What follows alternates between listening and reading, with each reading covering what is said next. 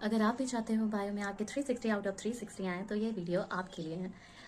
Bio में 360 या 350 score करना ना काफ़ी ईज़ी होता है। सब ऐसा कहते हैं, कहने के लिए तो सब ये कहते हैं कि एनसीईआरटी आपको ऐसे पढ़ना है कि अगर रात में भी नींद में कोई उठाकर पूछे तो एनसीईआरटी की हर एक लाइन आपको याद होनी चाहिए, पर ऐसा कुछ भी नहीं होता। हम एग्जैक्ट बुक याद कर ही नहीं सकते हैं, ऐसा पॉसिबल ही नहीं है कि हम पूरी बुक्स को पूरा याद कर लें। ऐसा होता नहीं है।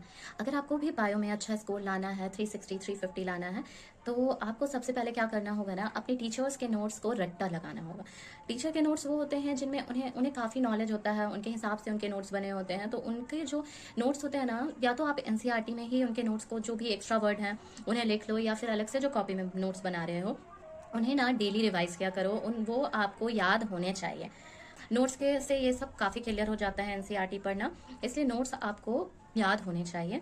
उसके बाद फिर आप जब नोट्स लेक्चर्स वगैरह ले लो, उसके बाद आप एनसीईआरटी पे जाओ। एनसीईआरटी को लाइन बाय लाइन आपको पढ़ना होता है। ऐसा नहीं कि रट लेना, जो लाइन नहीं समझ में आ रही है उसको अच्छे से और पढ़ना होता है। बार बार ध्यान देके उसे पढ़ो, रिवाइज करते रहो। एनसीईआरटी को आप क्या करो ना, डेली एक चैप्टर रिवाइज करना स्टार्ट कर दो, उससे आपकी बायोलॉजी बहुत अच्छी हो जाती है। क्वेश्चन के अगर मैं बोलूँ तो किसी कोचिंग के मॉड्यूल मत बनाना।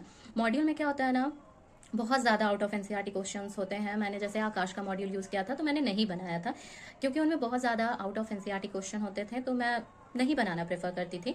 मैंने जो यूज़ किया है वो पीडब्ल्यू के डीपीपी जो होते थे, जो मैम एक्स्ट्रा क्वेश्चन कराती थी, वो सब मैंने बहुत अच्छे से यूज़ किया। उसके अलावा पीवाईक्यू मैंने 2015 से 2025 के लगाए थे। पीवाईक्यू मैंने बहुत अच्छे से किया। उसके बाद अगर मैं बताऊं तो प्रैक्टिस शीट, या फिर आप क्या कर सकते हो ना, आप यूट्यूब पे लिखो कि NCERT line by line question bio के, तो वो बहुत अच्छे अच्छे क्वेश्चन आ जाते हैं, आप उनसे ले सकते हो। या फिर टेस्ट के बहुत सारे ऐसे क्वेश्चन होते हैं, टेस्ट के फॉर्म में आप दे सकते हो। क्या करो, आप पुराने टेस्ट पेपर जैसे न्यू लाइट हो गए, उनके बहुत अच्छे टेस्ट है, आप न्यू लाइट का टेस्ट यूज़ कर सकते हो।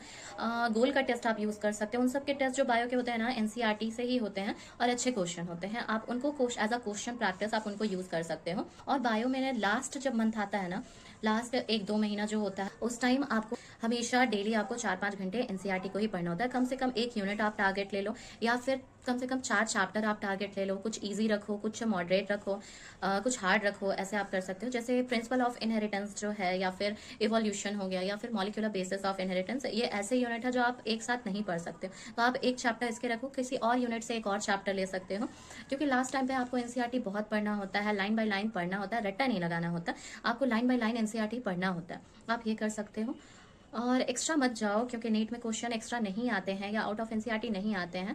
ज़्यादातर क्वेश्चन जो होते हैं वो आपको एनसीईआरटी से ही पूरे क्वेश्चन मिलते हैं। टीचर के नोट्स से अच्छे खासे क्वेश्चन मिल जाते हैं। कम चीज़ों को यूज़ करो और अच्छा स्कोर कर सकते हो।